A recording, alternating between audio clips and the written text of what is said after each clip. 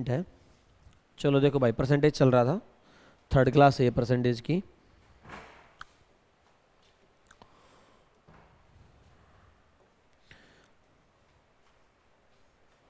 दो क्लास इससे पहले हम कर चुके हैं।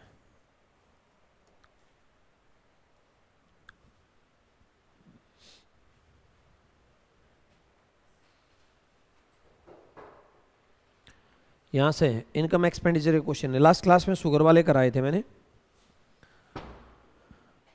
अब है इनकम एक्सपेंडिचर पर। देखो वैसे पिछली दो क्लास समझ में आई हैं, हो रहे क्वेश्चन, फिर तो ये भी हो जाएंगे। इनकम में से एक्सपेंडिचर माइनस करते हो तो क्या आता है? सेविंग्स। आय में से खर्च हटा दो तो क्या आ जाती है? इसी फॉर्मूले पर ही है सारे। देखो क्या करा, एक आदमी इनकम एक्सपेंडिचर और सेविंग तीन चीज़ें लिख रहा हूँ। एक आदमी अपनी इनकम का 60% खर्च करता है, और वो कह रहा है अगर इनकम 20% से बढ़े, एक्सपेंडिचर 25%, इनकम 25 से एक्सपेंडिचर 25 से, तो उसकी सेविंग में क्या इफेक्ट आएगा ये बताना है। अच्छा सारा परसेंटेज में है ना, तो परसेंटेज में तो हम कुछ भी लेट कर सकते हैं, हमने ये पहले ही पढ़ा है। तो क्यों ना मैं इनकम को कितना मान लूँ? 100, कैलकुलेशन आसान रहेगी। तो कितना खर्च करता है, तो सेविंग कितनी होगी? सही है। अब इनकम कितने से बढ़ गई? 25% से, तो 125 होगी। हमने 100 इसलिए माना था, कैलकुलेशन आसान रहे। एक्सपेंडिचर भी कितने से बढ़ गया? 15 बढ़ जाएगा ना, सही है भाई। 60 का 25% 15 होता है, 100 का 25% 25। तो अब इस इनकम में से ये एक्सपेंडिचर माइनस करो। 125 में से 50 गया तो कितना? 75 गया तो कितना बचा? अब इसकी सेविंग्स आई 50। पहले कितनी थी? कितनी बढ़ गई? 10। 10 किस पर बढ़ी? परसेंट के लिए, तो कितना परसेंट आ गया? इससे एक बात और पता चलती है कि इनकम सेम रेशियो में बढ़ा, एक्सपेंडिचर भी सेम बढ़ा, तो सेविंग भी सेम ही बढ़ेगी। ये बात सही है, समझ में आ गया? अगला क्वेश्चन तुम्हारे लिए, फटाफट कर दो। पेन फेंक के मार रहे हो।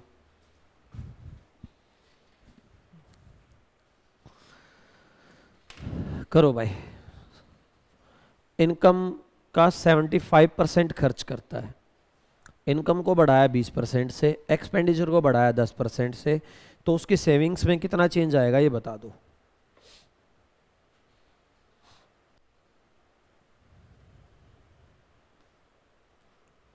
पीछे के चैप्टर रिवाइज करते रहो, डाउट वगैरह आए तो पूछ लिया करो। डाउट टाइम फिक्स आपको बता रखा है 4 से 5।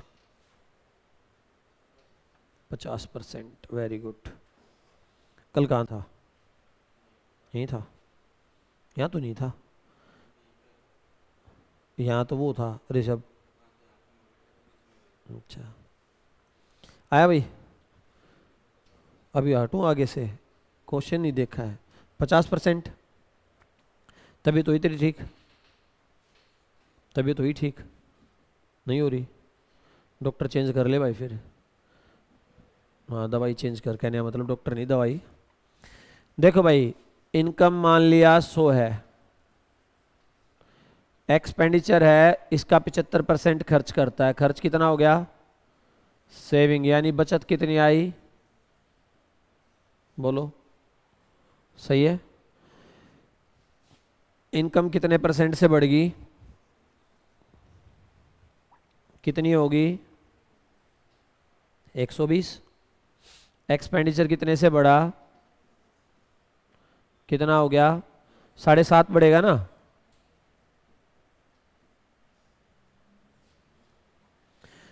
अब 120 में से 82 घटाओगे तो कितना आएगा? इनकम में से एक्सपेंडिचर हटाया तो सेविंग आ गई साढ़े, कितना बढ़ गया? 12.5 रुपीज़ बढ़े। कितने पर? 100 पर कितना? 50%। प्लस का मतलब इंक्रीज और माइनस का मतलब कर दोगे। अगला करो। क्वेश्चन स्टेटमेंट पढ़ो, मैं एक बार पानी मंगवा।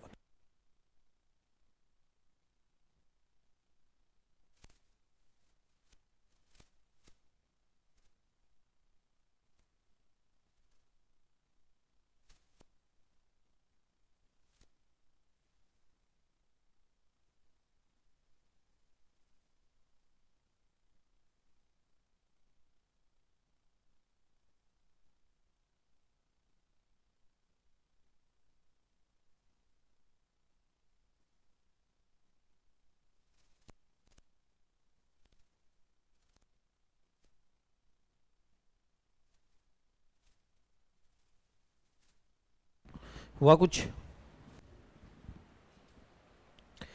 चलो देखो, एक मैं कराता हूँ, नेक्स्ट ऐसा ही है, फिर आप कर लेना। इसमें पैसे दे रखे हैं। अब दो मेथड हो सकते हैं। देखो दोनों मेथड से समझा देता हूँ। एक तो आप ऐसे करो, इसकी इनकम है 13,500, इसका सेविंग्स है 4,000,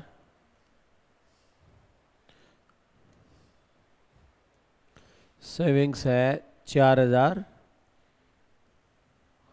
तो इसका एक्सपेंडिचर रहा होगा 9,000। ये बात तो सिंपल है। अब इसने कहा इनकम को बढ़ा दो 14% से,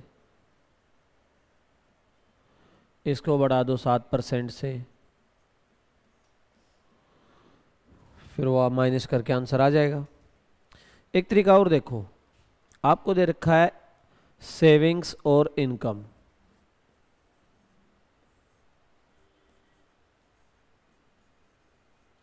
ये तो हो जाएगा ना। ये तरीका तो ये कैलकुलेशन का तरीका है, इसमें ऐड कर दो, इसमें ऐड कर दो और वहां से आ जाएगा। मैं क्या करता हूं, सेविंग और इनकम का रेशियो लेता हूं। तो रेशियो आया तो ये आया 1:2, ये है इनकम और ये है सेविंग्स। इनकम अगर 3 है तो सेविंग कितनी है? एक्सपेंडिचर कितना रहेगा? यहाँ तक कोई दिक्कत है? मैं कैलकुलेशन आसान करने के लिए इसको 300 मान लेता हूँ, इसको 200 और इसको, रेशियो तो सेम ही रहेगा। 300 का 14% बढ़ा दो 42, तो 342 हो गया। 200 का 7% बढ़ा दो 214 हो गया। 342 में से 214 गया तो कितना बचा? 128। तो कितनी बढ़ गई सेविंग? 28। 28 कितने पर बढ़ी? 100 पर। तो परसेंट कितना आया? इसमें क्या हुआ, कैलकुलेशन हो गया आसान। अगर डिजिट्स ऐसी हैं, जैसे देखो डिजिट देख के पता चल जाता है। आपने जब यहाँ पर देखा तो नजर आया 45, 135, 30 गुना है, तो रेशियो 1:3 का बन रहा है, तो आसान डिजिट बन रही है। तो आप इस मेथड से जाना। अगर डिजिट्स ऐसी हो, पॉइंट्स में हो, तो फिर तो रेशियो बनना टफ है, तो फिर आप उसी से कर लेना, आंसर दोनों से आएगा। अगर मान लो वो रुपीज़ में पूछ लेता कि कितने रुपए बढ़ी, तो आपको ये पता है कि ये 28% बढ़ेगा, ये 28% पिछले का बढ़ेगा। पिछला यानी इसका बढ़ेगा ना भाई। अगर रुपए में पूछता तो आप क्या करते, आप बोलते भाई 4500 का 28%, 45 गुना 28 करते आंसर आ जाता। बात समझ में आई? अगर डिजिट्स में भी दे रखा है तो रेशियो चेक कर लेना, रेशियो आसान बनेगी तो कैलकुलेशन आसान हो जाएगी, अदरवाइज वो मेथड तो है ही। सही है? तो नेक्स्ट क्वेश्चन ये तुम्हारे लिए सेम।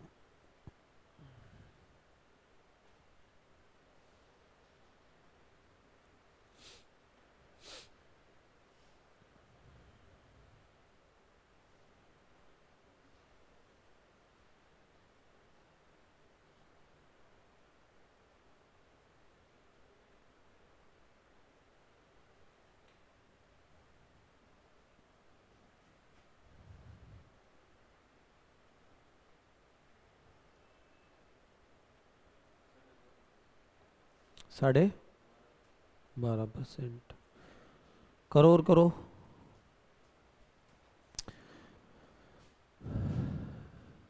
12,500 है इनकम और 10,000 है सेविंग्स हैं, तो रेशियो आया 4:5। आपने लिखा इनकम, एक्सपेंडिचर और इनकम अगर 5 है, सेविंग 4 है, एक्सपेंडिचर अगर ये 500 है तो ये 100 है और ये है 400। इनकम बढ़ा दी 13% से तो 565 हो गया, सही है। एक्सपेंडिचर बढ़ाया 9% से 109 हो गया, सही है। तो ये कितना आ गया 456।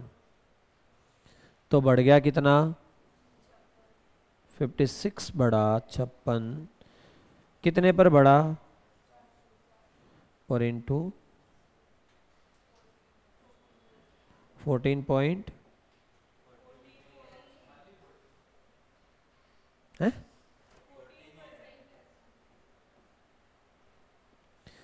14% आंसर आया। तेरा कैसे आ रहा था 10.5?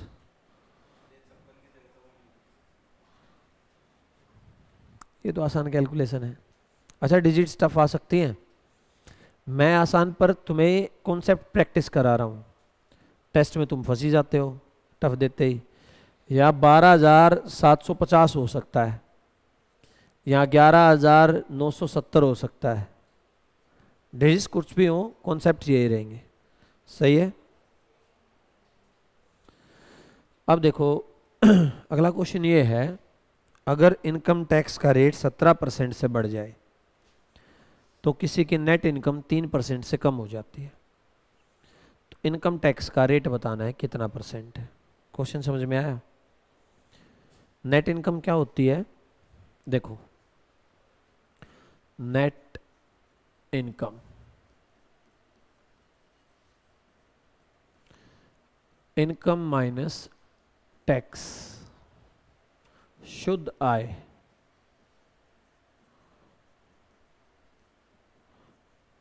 आय में से कर हटा दो। भाई देखो आप नौकरी लगोगे आप नौकरी लगोगे तो महीने में मान लो आपको 1 लाख रुपए मिल रहे हैं, पर सरकार उसमें से 20% टैक्स लेगी, तो 20,000 आपके नहीं ना, आपकी तो नेट इनकम कितनी आई 80,000। अच्छा यहाँ से क्या कह रहा है कि इनकम टैक्स इंक्रीज हुआ 17% से, नेट इनकम डिक्रीज होगी। एक बात तो पक्का है, नेट इनकम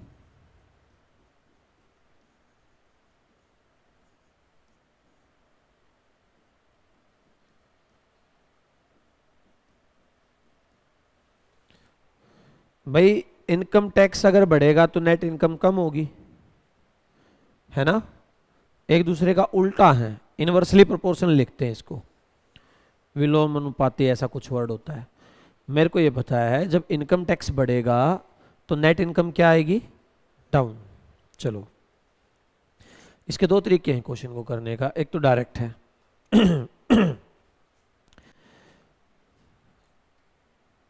टैक्स बढ़ा कितना परसेंट, 17%, 17% बढ़ा, T4 टैक्स है। इसकी वजह से नेट इनकम कितने परसेंट से कम होगी, टैक्स 17% बढ़ रहा है, नेट इनकम 3% कम हो रही है, यानी टैक्स का 17% नेट इनकम के कितने के बराबर है, सही है। चलो तो टैक्स बाय नेट इनकम का रेशियो आया 17। अगर मैं इस लाइन को थोड़ा सा और आगे लाऊं तो इनकम होगी नेट इनकम प्लस टैक्स, ये टैक्स इधर जाके क्या हो जाता है, कोई आपसे पूछे आपकी इनकम कितनी है, अगर नेट इनकम और टैक्स दे दो, आप बोलोगे भाई ये नेट इनकम हाथ में आई, ये टैक्स कटा है, दोनों को जोड़ दोगे तो भी तो इनकम आएगी ना। चलो तो यहां से बताओ आपकी इनकम कितनी आएगी यहां से, income tax plus net income. Tax कितना है परसेंट के लिए,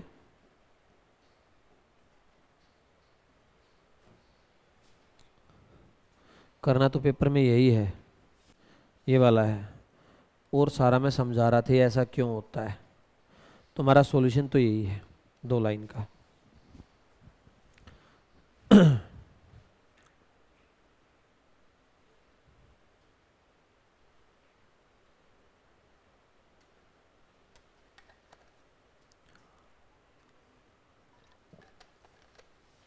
ठीक है, कोई डाउट हो तो पूछो। अच्छा ये बताओ नेट इनकम टैक्स और ये सब समझ में आया क्या होता है। नेट इनकम वो होती है जो आपकी जेब में आई टैक्स देने के बाद में। ये नेट इनकम क्या होगी, आपकी इनकम में से टैक्स को हटा दो। मैंने लिखा नेट इनकम क्या होता है, इनकम माइनस, अगर मैं इसी को आगे लिखूं तो इनकम क्या होगी, इनकम आई नेट इनकम प्लस टैक्स। ये बात सही है। ये क्या कह रहा है, जैसे भाई नेट इनकम, अगर इनकम टैक्स बढ़ेगा तो नेट इनकम क्या आएगी, कम, और नेट इनकम बढ़ेगी तो इनकम टैक्स क्या आएगा, है ना। ये एक दूसरे का उल्टा होते हैं। मैंने लिखा टैक्स बढ़ा 17% से, टैक्स बढ़ा 17% से, इसकी वजह से नेट इनकम कितने परसेंट कम होगी, इस 17% की वजह से ये 3% कम हो रहा है, यानी इसका 17 और इसका 3 बराबर है। टैक्स का 17 नेट इनकम के, तो टैक्स बाय नेट इनकम की रेशियो 3/17। तो टैक्स तो 3 ही है, नेट इनकम 17 है, तो इनकम क्या आएगी, नेट इनकम प्लस 20। तो आप 3 रुपए टैक्स दे रहे हो कितने इनकम पर, तो 100 पर कितना दोगे, सही है, क्लियर। ये आपके लिए, ये पेपर में आया था, आ भी जाता है फिर से।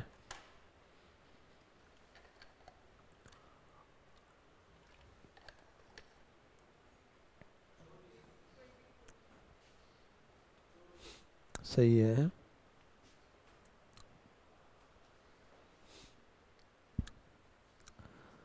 अब तो आप ऐसे करोगे, एक है 19% वैल्यू, एक कितनी है, तो 6 ऊपर दोनों का सम इनटू,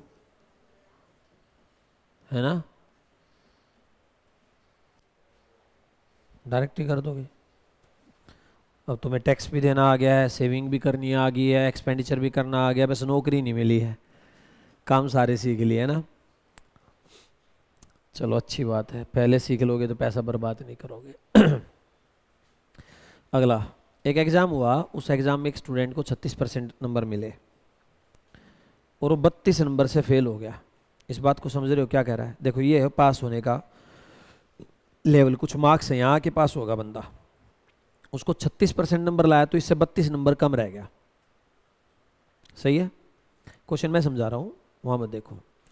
अगर उसको 48% नंबर मिले तो इस पास होने से 64 नंबर ज़्यादा लिया, तो उसने पूछा ये पास कितने पर होता है, ये बता दो पासिंग मार्क्स कितने।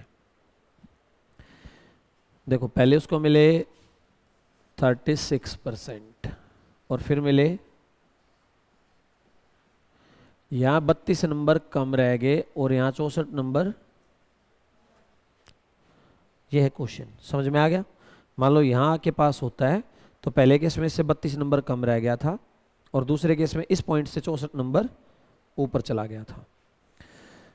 तो मेरे को ये नजर आ रहा है कि ये पहले से कितने परसेंट ज्यादा लेके आया है, 12। पहले से नंबर कितने ज्यादा ले आया, 96, 32 नहीं है। आप इस बात को सोचो, पहले ये इससे 32 कम था यहाँ और अब ये यहाँ है 64 पर, तो यहाँ से यहाँ तक का गैप, पहले 32 जोड़ो आएगा, फिर 64 और जोड़ो तभी तो आएगा ना। तो ये समझ में आ रहा है कि 12% की वैल्यू कितनी है, 96 नंबर है। बोलो 1% की वैल्यू 8 आ जाएगी। और टोटल मार्क्स कितने होते हैं, अगर पूछे कितने नंबर का एग्जाम था तो आप कहते 800 का, अब पूछा पासिंग मार्क्स और बता दो, इसमें ये पूछ सकता था कितने नंबर का एग्जाम था, तो आप आंसर देते 800 का। अब उसने पूछा पासिंग मार्क्स बता दो, पास कितने पर होता है, तो आपको पता है कि 800 नंबर में से जब ये 36% लेके आया,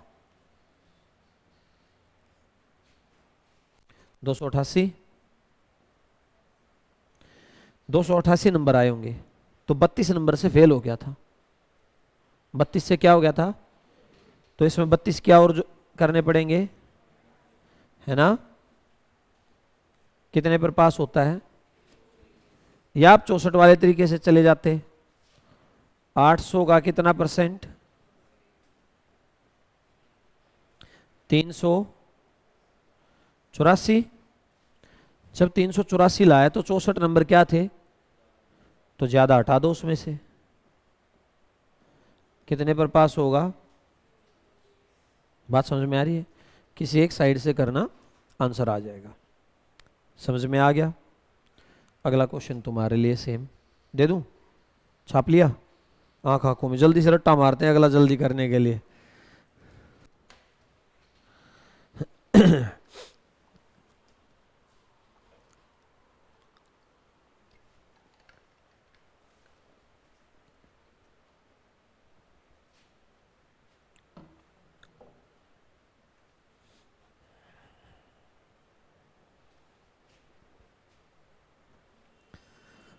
सेम क्वेश्चन है, फटाफट आंसर निकाल दो। आज ज़्यादा बड़ी क्लास नहीं लेंगे, दो चार क्वेश्चन और कराए। आज हो गया वेडनेसडे, थर्सडे, फ्राइडे, 2 क्लास हो रहा है, परसेंटेज कर देंगे ख़त्म, फिर टेस्ट में तुम्हारा परसेंटेज भी इंक्लूड हो जाएगा। इस बार तुमसे पूछ के लूँगा टेस्ट, कौन कौन सी चैप्टर का टेस्ट ले, जिसका तुम कहोगे उसी का लेंगे। कितना आया, ज़्यादा टफ कैलकुलेशन है, 28 है, तो फिर कोई बात नहीं। हाँ, सीजीएल में तुम पेपर देते हो, दिल्ली पुलिस में पॉइंट में पास नहीं होते, 62.75 पॉइंट में तो आजकल लगती, कट ऑफ पॉइंट में एग्जैक्ट तो लगती ही नहीं है। देखो वैसे आदमी पॉइंट में नहीं हो सकता, आदमी या तो पूरा होता है या नहीं होता है, पर पेपर में ऐसा आ जाए कि आदमी पॉइंट में, तो पॉइंट में दे आना, हमें तो आंसर से मतलब है, नंबर से मतलब है। करो, 28% लेके आया, 43% लेके आया, 50 नंबर कम रह गए, यानी माइनस था, और 75 नंबर ज़्यादा थे। ये इससे कितना परसेंट ज़्यादा है, 15%। कितना ये, 125। 15% की वैल्यू 125। आपको निकालना कितने परसेंट की, 28 की निकालना ना, आप एक की निकालोगे 125/15, और आप 100% की निकालोगे 125/15 और इंटू 100।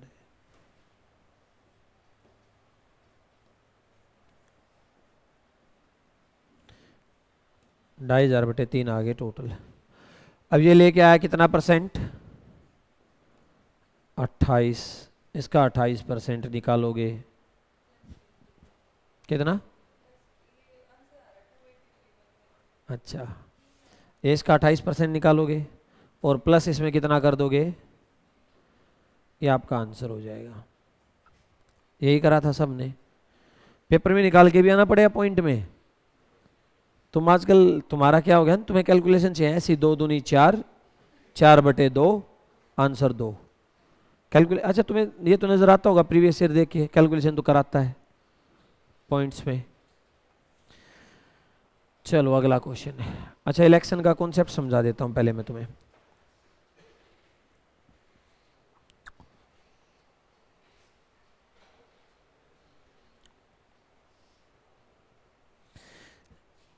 कौन कौन ऐसा है जिसकी वोट बन गई है? वोट बन गई है, 1 2। अच्छा, वोट डाली आज तक? डाली तो समझने में बहुत आसानी होने वाली है।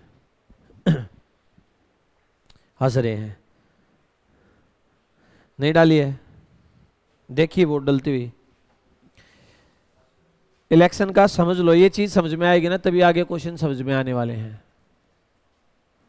इलेक्शन, चुनाव। अच्छा, इंडिया में जो इलेक्शन होता है, इलेक्शन के टाइप होते हैं। जैसे एक इलेक्शन ऐसा होता है, हमारे प्रेसिडेंट का इलेक्शन होता है। कौन सा होता है? कौन से बेस पर होता है? हैं? वो जो वोटिंग डालते हैं उसको क्या बोलते हैं? इनडायरेक्ट तो होता है, पर वोटिंग का नाम क्या है?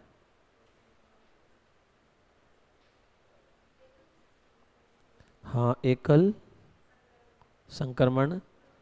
इंग्लिश में? और तुम्हें ये भी नहीं पता है? और तुमने वो पूरी पॉलिटी की एनसीईआरटी पढ़ ली तुमने मेरे अकॉर्डिंग तो। वो एनसीईआरटी कह रहा हूँ, लूसेंट। प्रेसिडेंट का जो इलेक्शन होता है तुम्हारा ठीक है हिंदी में, तुम्हें उसका नाम नहीं पता है कौन सा होता है? सिंगल ट्रांसफरेबल वोट सिस्टम होता है, एकल संक्रमण हस्ताक्षर, ऐसा कुछ होता है। उसका मतलब समझते हो क्या होता है? अच्छा, तुमने कौन सा इलेक्शन देखा आज तक? मैं पढ़ाऊंगा, चलो पॉलिटी में तो मैं नहीं पढ़ाऊंगा, जो भी कुछ है तुम्हें अपने आप मिल जाएगा वहां से। तुमने इलेक्शन देखा, तुम जाते हो एक वोट डाल के आ जाते हो। और प्रेसिडेंट का इलेक्शन होता है, मोटा मोटा समझाता हूँ, 4 कैंडिडेट खड़े हुए ना, तुम चारों को वोट डाल के आओगे, पर उसमें प्रेफरेंस लिख के आओगे कि मेरी पहला मैं चाहता हूँ ये कैंडिडेट बने 1 नंबर पर। अगर ये ना बने तो दूसरे पर ये बने, अगर ये ना बने तो तीसरे पर ये बने, और अगर कुछ ही ना बचे दुनिया में तो ये बन जाए। समझे? और जो तुम डालते हो वो तो सिर्फ 10 कैंडिडेट में से 1 को। और तुम्हारे इलेक्शन जो डालते हो ये जो लोकसभा में विधानसभा में होता है, इसका नाम क्या है? पेपर में आया हुआ है। मैं जब भी इलेक्शन पढ़ाता हूँ हमेशा बताता हूँ, और एक बच्चा मेरा ही पढ़ा हुआ बोला सर ये क्वेश्चन आया, और मैंने कहा मैंने बताया था, first pass the pole, first pass the pole, जो पहले खंबा छुएगा।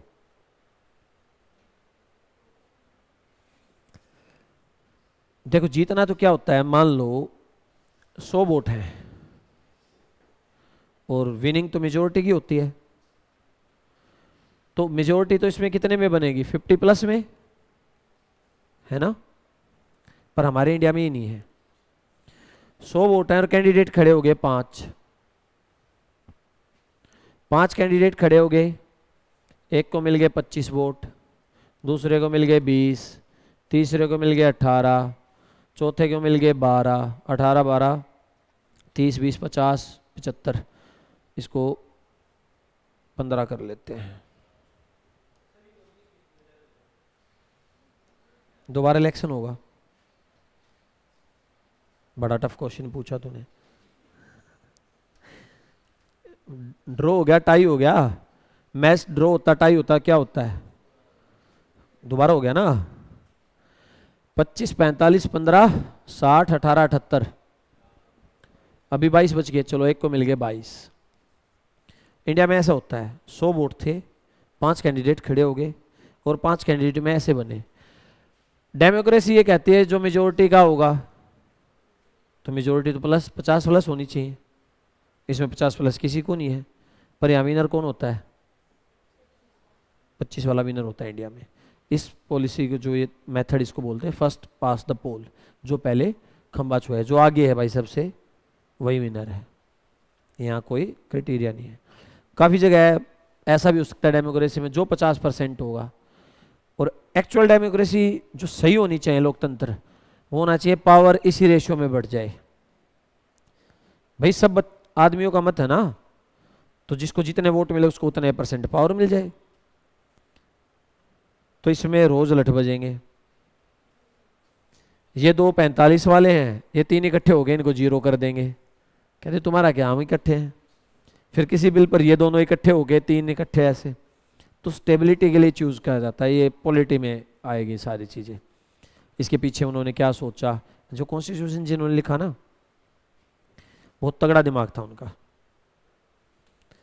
ये हमारे दिमाग की सोच से बहुत ऊपर था। हाँ, लूप होल्स तो हर चीज़ में होते हैं, हम निकाल भी लेते हैं, पर उन्होंने बहुत कुछ अच्छा सोच के लिखा, बेस्ट, इसमें कोई दो राय नहीं है। तो इंडिया में जो इलेक्शन होगा कौन सा होगा? फर्स्ट पास द, आपसे पूछे लोकसभा में, विधानसभा में या गांव के इलेक्शन, ये होते हैं फर्स्ट पास द पोल। जो प्रेसिडेंट का होता है सिंगल ट्रांसफरेबल वोट सिस्टम होता है, और राज्यसभा का और लोकसभा, इसका राज्यसभा का और स्टेट लेजिस्लेटिव काउंसिल का, विधान परिषद का। अच्छा, तुम्हें आदमों को तो ये भी नहीं पता होगा विधानसभा क्या होती है, लोकसभा क्या होती है, राज्यसभा क्या होती है, विधान परिषद क्या होती है, किस में कौन होता है, ये पॉलिटी के मैटर है। इलेक्शन पर आए थे।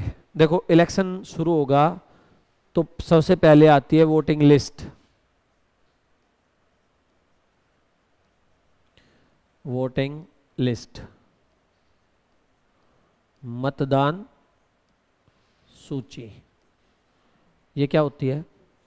अब ऐसा तो है नहीं इलेक्शन हो गया और जिसका मन करा वही वोट डाल के आ गया और जहां मन करा वहीं डालाया। फिक्स होता है। एक स्कूल में वोट पड़ेगा, स्कूल में भी वार्ड डिवाइड होते हैं, यानी कमरा फिक्स होता है, ये उसी कमरे में जाएगा। तो वो वोटिंग लिस्ट आती है आगे से। वोटिंग लिस्ट कौन तैयार करता है? Election commission. पहले से जो 18 के हो जाते हैं, जैसे मार्च में या अभी 24 में इलेक्शन होंगे तो नवंबर दिसंबर में शुरू हो जाएगा कैंपेनिंग, भाई 18+ वाले वोट कार्ड बनवाओ। जिनका वोटिंग लिस्ट में नाम आया वही वोट डालने के लिए एलिजिबल है, बाकी कोई भी नहीं। तो वोटिंग लिस्ट देती है आगे से इलेक्शन कमीशन। वोटिंग लिस्ट आ गई, मतदान सूची, इसमें आया 100 आदमियों का नाम। तो तुम न्यूज़ में सुनते हो भाई दिल्ली में लोकसभा में या विधानसभा में 70% वोटिंग हुई। वो कैसे हुआ?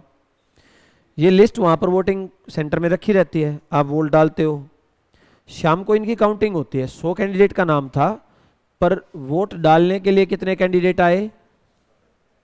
मतदान कितना हुआ? 70 हुआ, 80 मान लेते हैं। तो वोटिंग लिस्ट का काउंट करा जाता कि भाई 100 आदमियों का नाम आया था, पर वोट डालने के लिए आए 80, तो वोटिंग परसेंट आया, कितने परसेंट बंदों ने वोटिंग करी? 80%। सही है, वो वोटिंग लिस्ट से काउंट होता है। फिर जितनी वोटिंग होगी वो सारी वैलिड नहीं। अब आजकल तो वो ईवीएम आ गई है। एक ये भी क्वेश्चन था, ईवीएम फर्स्ट टाइम किस स्टेट में यूज हुई थी, किस इलेक्शन में यूज हुई थी, ईवीएम किस कंट्री से ली गई थी। तो ईवीएम में तो इनवैलिड वोट होने का कॉन्सेप्ट कम है, नहीं है। पर मान लो पीपीटी पर डालते हो, बैलेट पेपर पर, पीपीटी बोलता वीपीटी होता है वो, बैलेट पेपर पर ऐसे स्टैंप लगा के। मैंने मेरे गांव में डाली होगी कई साल पहले, तो इकट्ठे इलेक्शन थे 2-3, तो उसमें क्या था, एक ईवीएम पर थी, एक उस पेपर पर स्टैंप लगाना, साइन रख ऐसे स्ट्रिप पर। तो आप जिसको चाह रहे हो उस पर एक स्टैंप लगा दो। अब बंदा क्या करे, जाके बीच में स्टैंप ठोक दे दो के, किसका होगा? किसी का नहीं। क्या हो जाएगा? इनवैलिड। वोटिंग में से क्या निकल के आएंगे? इनवैलिड, अवैध, सही तरीके से नहीं। मान लो ये हो गया 20 इनवैलिड। आपको पता है प्रेसिडेंट के इलेक्शन में मुलायम सिंह यादव का वोट इनवैलिड हो गया था। प्रेसिडेंट के इलेक्शन में मुलायम सिंह यादव ने इनवैलिड वोट डाल दिया था।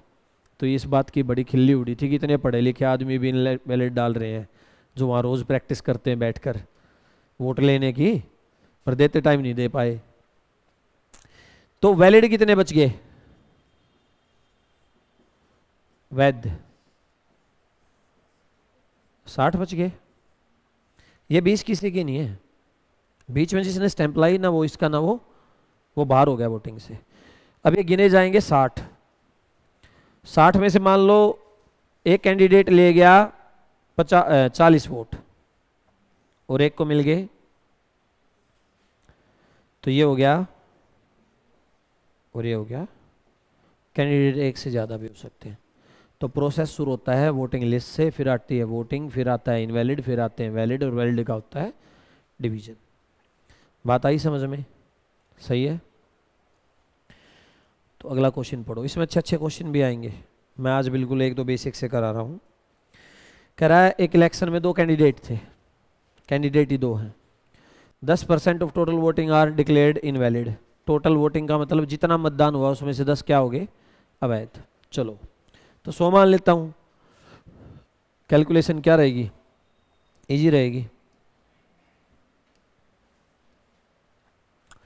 मैंने मान लिया टोटल, क्या मान लिए मैंने,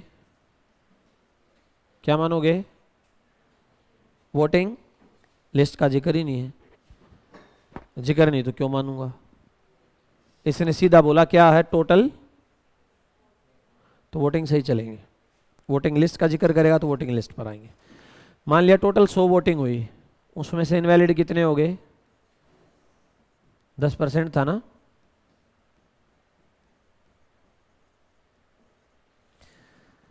चलो इनवैलिड हो गए 10, विनर को कितना मिला,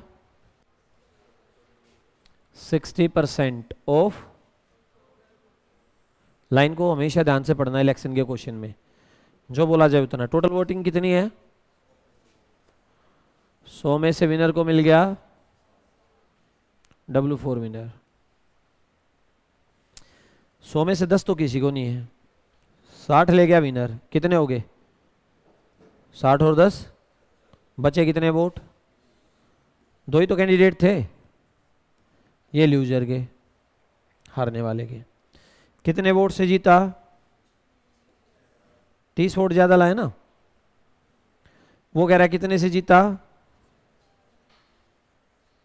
कितना गुना है, टोटल वोटिंग ये थी, कितना आया। मैं बार बार कह रहा हूं जो पूछा जाए वही बताना, जैसा बोला जाए वैसा ही करना, लाइन को ध्यान से पढ़ना और करते जाना, आंसर आ जाएगा। सही है, कोई डाउट है। अच्छे क्वेश्चन आएंगे इसमें, वोटिंग लिस्ट भी लाऊंगा, इनवैलिड भी लाऊंगा, इतना वोट नहीं डाला, वो सब लाएंगे, पर बेसिक से। अगला क्वेश्चन करो तुम लोग, लास्ट क्वेश्चन आज के लिए।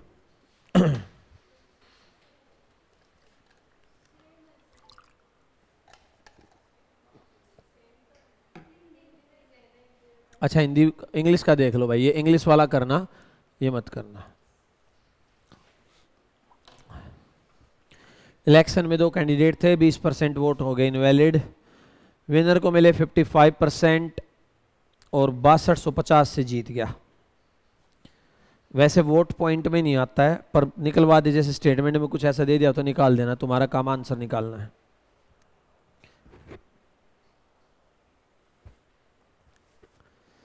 वो क्वेश्चन देखा 6 साल वाला सीआई वाला, प्रीवियस ईयर में 6 साल का दे रखा है, डीपीएसआई के सीआई के प्रीवियस ईयर की सीरीज डाल रखी है, तीसरे वाले में 6 साल का है, देख लेना और उसके रेट को याद भी कर लेना। आया कितना,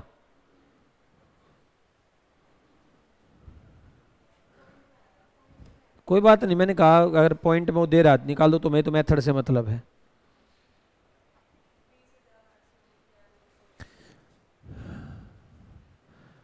सो मान लिया वोटिंग हुई, उसमें से 20 हो गए इनवैलिड,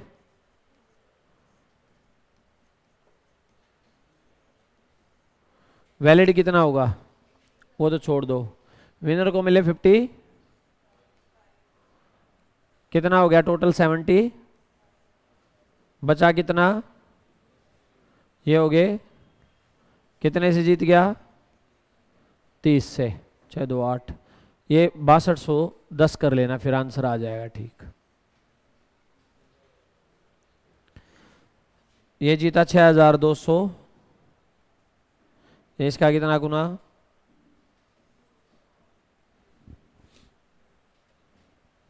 207, ये इसका 207 गुना।